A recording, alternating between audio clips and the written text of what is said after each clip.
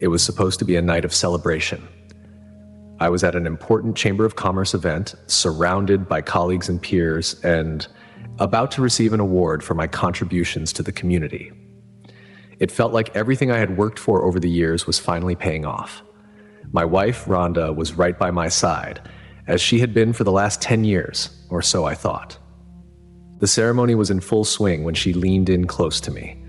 At first, I thought she wanted to whisper something supportive or sweet, something a wife would say to her husband during a proud moment, but instead, her words hit me like a freight train.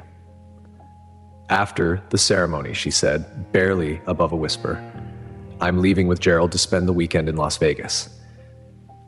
I turned to her, keeping my expression as neutral as I could. The last thing I wanted was to make a scene in front of so many people. "Are you out of your mind?" I asked, trying to keep my voice low. She didn't flinch. Her response was calm, almost cold. "No," she said, "I've made up my mind. It's just something I need to do." Then she added, "I've been feeling him hard through my pants all night, and I'm going to put this on myself as soon as we get to the hotel." I couldn't believe what I was hearing. My wife, the woman I had loved and trusted for over a decade, was casually telling me she was about to cheat on me with my business partner. Worse of all, she wasn't even trying to hide it or justify it. She acted like it was some natural progression of things. "We'll talk when I get back," she said, "if you still feel like you need to, that is." The sheer audacity of her words made my blood boil, but I kept my composure. "If you go through with this, don't bother coming back," I whispered firmly. She just smirked, as if I was the one being unreasonable. Gerald, my so-called friend and business partner, was sitting not far from us. He had this smug, self-satisfied grin on his face, clearly relishing the situation. I glanced at his wife, Jude, who sat beside him looking visibly uncomfortable. She must have known, but what could she do? I didn't have the luxury to comfort her or react. My name was being called. It was time to accept my award. I walked to the podium, shaking hands and smiling for the cameras, but my mind was racing. Barely able to focus, I gave my prepared speech, but when it came to the part where I was supposed to thank Rhonda, I skipped her name entirely. She noticed, of course. As soon as I returned to my seat, she made a snide remark about it. I didn't respond. At that moment, I realized she wasn't the woman I thought I married. When the ceremony ended, I gave her one last chance. "This is it, Rhonda," I told her. "You walk out with him and you're walking out for good." She laughed, brushing me off as she linked arms with Gerald. "We'll see about that," she said. "I'll call you on Monday, maybe." I stood there watching them leave together, and all I could think was how utterly surreal it felt. My wife, the person I had built a life with, was walking out on everything we had for a weekend of lust. That's when I made my decision. There would be no coming back from this for her or for him. The rest of that night was a blur. I stayed at the event long enough to avoid raising suspicion, but my mind was elsewhere. I kept replaying Rhonda's words in my head, trying to understand how things had gotten to this point.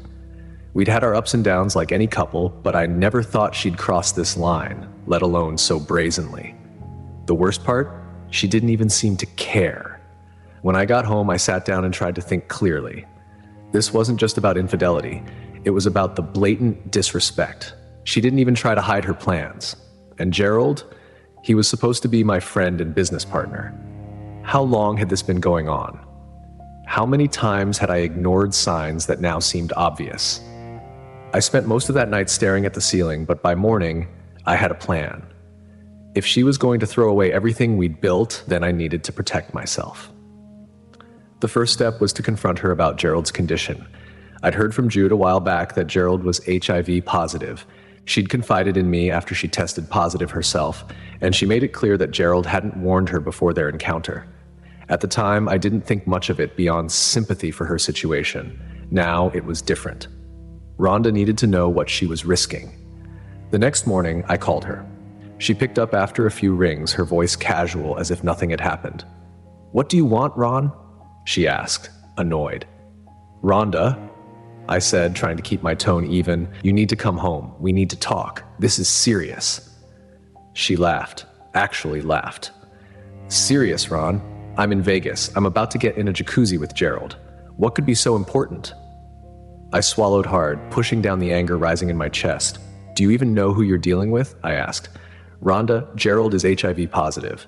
Jude told me everything. If you go through with this, you're putting your life at risk. Her response was like a slap in the face. Nice try, she said mockingly. You'd say anything to keep me from doing this. I'm not falling for it. Rhonda, I said, my voice sharper now, I'm not joking.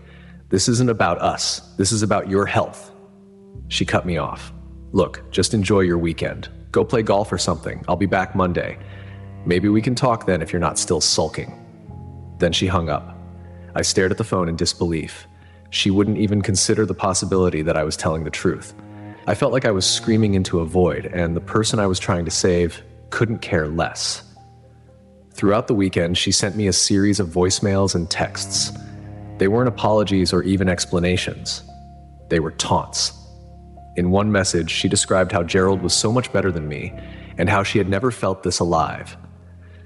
I didn't respond to any of them. Instead, I forwarded them to my lawyer as evidence. Every word she said only solidified my resolve. By the time Sunday rolled around, I had already come to terms with what I needed to do. Rhonda had crossed a line that there was no coming back from, and her refusal to listen to reason only confirmed that she didn't care about the damage she was causing. Not to me, not to herself, not to anyone. I spent the weekend taking steps to make sure she wouldn't have a home to come back to. At least, not in the sense she imagined. First, I called my lawyer, Jim Simpson. Ron, I'm sorry to hear about all this, he said after I laid out the situation. Do you want to proceed with divorce papers immediately? Yes, I replied without hesitation. On grounds of adultery, based on the prenup, and I want Gerald out of the business too. Thankfully, we had a clause in our partnership agreement that allowed for dissolution if one partner engaged in behavior that could harm the business. Gerald's actions, both personal and professional, fit that description perfectly. Jim assured me he'd start working on both cases right away, but he reminded me it would take time. I didn't care. As long as the wheels were in motion, that was enough for me. The next morning, I went to the bank. I paid off Rhonda's credit cards and canceled them immediately after. I wasn't about to let her run up more debt under my name while she played house with Gerald. Then, I changed the locks on every door in the house. She might still have the keys, but they wouldn't do her any good now. I wasn't worried about losing the house. I bought it years before we got married, and the mortgage was in my name alone. After that, I focused on the rest of her belongings. Every piece of clothing, every shoe, every little trinket she had scattered throughout our home, I stuffed them all into trash bags. I wasn't gentle about it either. I wasn't interested in organizing or folding anything. It all went into the bags, which I then packed into her car. I left just enough room for her to sit and drive. Then I moved the car out of the garage and left it in the driveway, where it would be waiting for her return. I wasn't done yet. I took down every photo of us together, every reminder of our life as a couple. The wedding portrait above the fireplace? I smashed it. The broken pieces went into the fireplace, ready to be burned. By the time I finished, the house looked like she had never lived there. That was the goal. On Sunday evening, I called her mother. I always liked her mom. She was kind to me, especially after my own mother passed away. I told her everything. She listened quietly, then sighed. She can stay with me, she said, but I'll teach her a lesson too. She's made a huge mistake, Ron. Thank you, Mom, I said, still calling her that out of habit. She's going to need all the support she can get. I'll do what I can, she replied, her voice heavy with disappointment. But I'm still grounding her, even if she's a grown woman. I couldn't help but laugh at that, despite the gravity of the situation. Her comment lightened the mood for a moment. It reminded me of how things used to be before all of this, when life was simpler and the people in it hadn't yet betrayed me. By the time I finished everything, it felt like I'd been through a battle, but I wasn't broken. If anything, I felt stronger, more focused. Rhonda thought she could destroy me, but I wasn't about to give her that satisfaction. When she came back, she'd find out just how wrong she was. I had been waiting for this moment since the second Rhonda walked out that door. Monday evening came, and sure enough, just as expected, Gerald's car pulled into the driveway around 5:30 p.m. I watched from the window as he dropped her off, not even bothering to make eye contact with her. He didn't step out of the car, didn't say goodbye. He just sped off as if he couldn't get away fast enough. I suppose even he was not bold enough to face me after what he'd done. Rhonda walked up to the house, her confident strut replaced by something more hesitant. When she reached the door, she pulled out her keys and tried to unlock it, only to find they didn't work. After a few moments of fumbling, she started knocking. Then knocking turned to banging. "Ron," she yelled, "open the door. This isn't funny." I took my time, letting her stew in it for a bit. When I finally opened the door, she stood there with a mix of confusion and frustration. "What the hell is going on?" she demanded. "Why can't I get in? Why is my car out of the garage, and what's all that crap stuffed in it?" "That crap," I said calmly, "is all your stuff. You don't live here anymore, Rhonda." Her face twisted in disbelief. "What are you talking about? I told you I'd be back and we could talk. You're overreacting, Ron. Let me in so we can work this out." Work this out?" I repeated, my voice rising slightly. "You made your choice on Friday night when you walked out that door. There's nothing left to talk about." She pushed past me, but I stepped in front of her, blocking her way. "You need to leave, Rhonda," I said firmly. "Go to your mother's. She knows what happened and she's expecting you." Her face fell at the mention of her mom. "You told her?" she asked, her voice trembling. "She deserved to know the truth, just like you deserve to face the consequences of your actions." "You're blowing this way out of proportion," she snapped. "It was one weekend, Ron. One weekend to teach you a lesson after what you did with Jude." I laughed bitterly. "And what exactly did I do with Jude, Rhonda? Have dinner? Talk about our concerns? Gerald took pictures of us at a restaurant and spun them into some wild story, and you bought it without a second thought." "Don't lie to me," she hissed. "I saw the photos." "You saw what you wanted to see," I shot back. "And now look where that got you." She was quiet for a moment, then smirked. "You're just jealous because Gerald is better than you in every way. You can't handle that I wanted him." "Did Gerald tell you he's HIV positive?" I asked, cutting straight to the point. Her smirk vanished. "What?" "Yeah, Rhonda, he's HIV positive. Has been for a while. Jude found out after he infected her. I tried to warn you before you left, that's but you wouldn't listen." "You're lying," she whispered, but her face had gone pale. "Am I?" I handed her a copy of Gerald's test results, the ones Jude had given me. "Read it. Maybe this will finally make you understand." Her hands shook as she skimmed the paper, and then she looked up at me, her eyes wide with terror. "I'm going to get sick," she murmured. "I'm going to die." "I don't know," I said honestly. "You should see a doctor first thing tomorrow and tell them everything. Come this rat. Maybe if they catch it early, they can help." She stumbled out into the yard and vomited into the grass. I stood there watching as the weight of her choices finally hit her. When she turned back to me, tears were streaming down her face.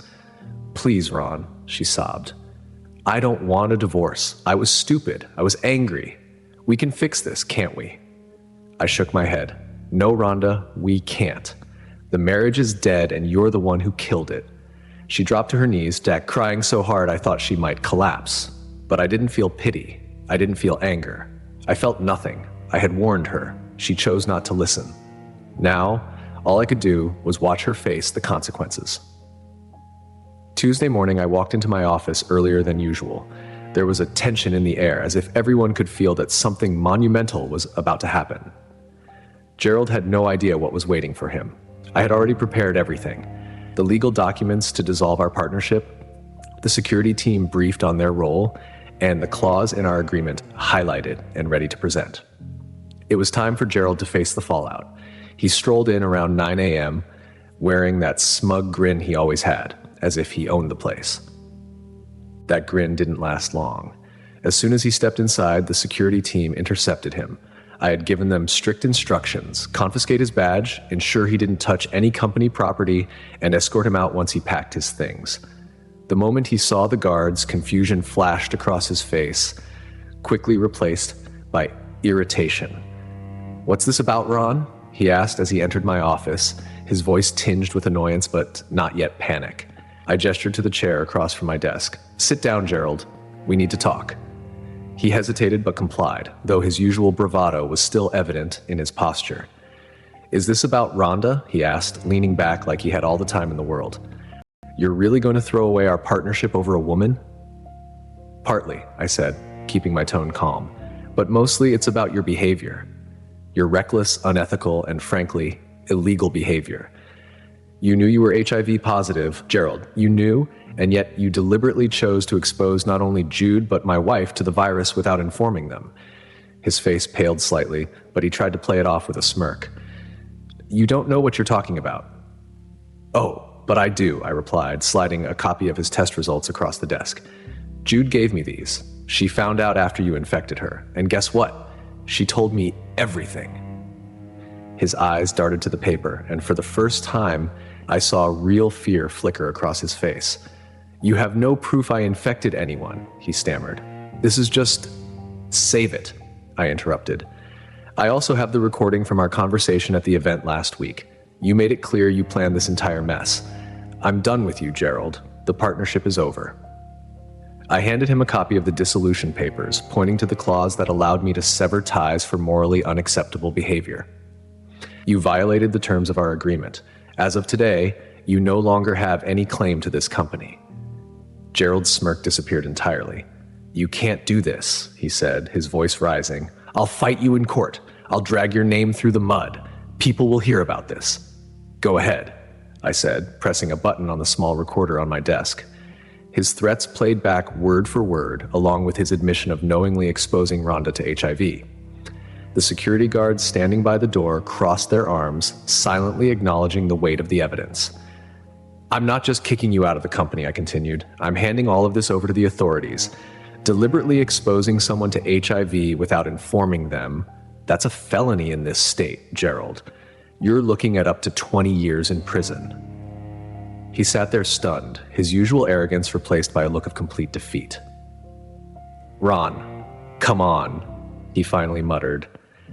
We were friends, business partners. You don't have to do this. You stopped being my friend the moment you betrayed me, I said coldly. Now, you're just a liability. Gerald's exit was anything but graceful. The security team escorted him to his office, watching as he packed his belongings under their supervision. He tried to make small talk with them, but no one engaged. When he finally left the building, the tension lifted, replaced by a quiet sense of relief. The staff knew something big had happened, but I kept the details vague. The partnership is dissolved, I told them in a meeting later that day. Gerald will no longer be with the company. This will not affect your jobs, and I'll be taking over operations. That same week, the legal system caught up to him. Jude, armed with her own evidence, testified to his actions, and Rhonda added her statement to the case. The authorities didn't hesitate to act. Gerald was arrested at a motel where he had been staying since Jude kicked him out. The trial that followed was a circus, but the outcome was clear from the start. The prosecutor painted Gerald as a reckless manipulator, and the evidence supported every word. It didn't take long for the jury to convict him. The judge handed down the maximum sentence, 20 years in state prison. Justice had been served, and Gerald's downfall was complete. But for me, it wasn't about revenge. It was about closure, about drawing a line under the betrayal and ensuring neither he nor Rhonda could hurt anyone else the way they had hurt me. The months after everything unraveled were a mix of chaos and quiet. On the one hand, I was swamped with work. Dissolving the partnership meant I had to reorganize the company, handle the fallout with clients, and ensure the staff stayed motivated during the transition. On the other hand, my personal life became eerily still. After years of being married and constantly thinking about someone else, suddenly being alone felt strange. But I needed that time to process everything, to rebuild not just my life, but myself. The divorce from Rhonda was finalized without much fuss once she realized I was serious and there was no going back. She stopped bombarding me with messages. Jim handled everything with efficiency. I made sure the settlement followed the terms of the prenup. She walked away with nothing more than what she'd brought into the marriage.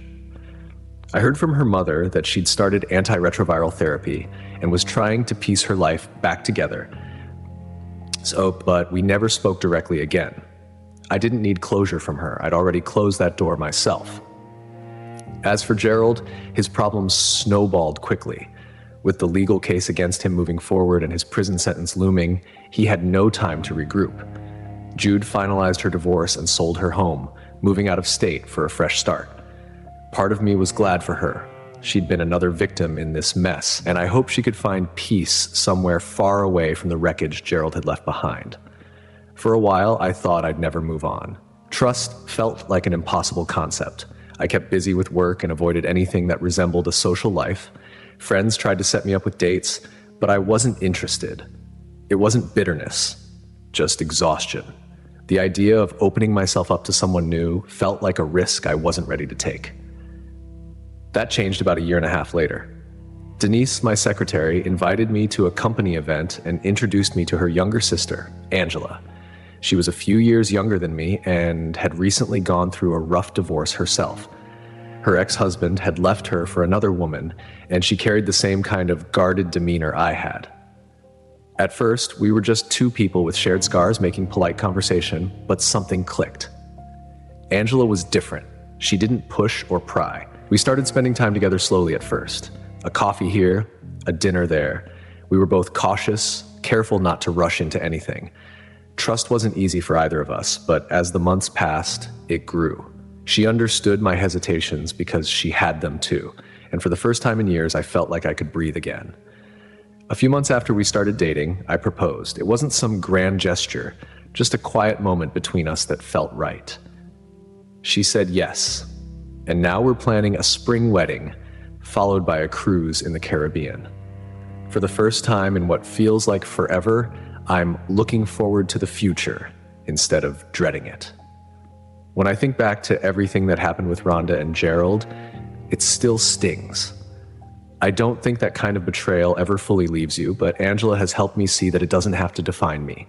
Life isn't about the people who hurt you. It's about the people who help you heal. As we plan our wedding, I've invited Rhonda's mother. She was always good to me, and I felt it was the right thing to do. Whether she comes or not, I'm okay with it. I've learned to let go of the things I can't control. Angela and I both carry the scars of our past, but together, we found a way to move forward. And that, to me, is what matters most.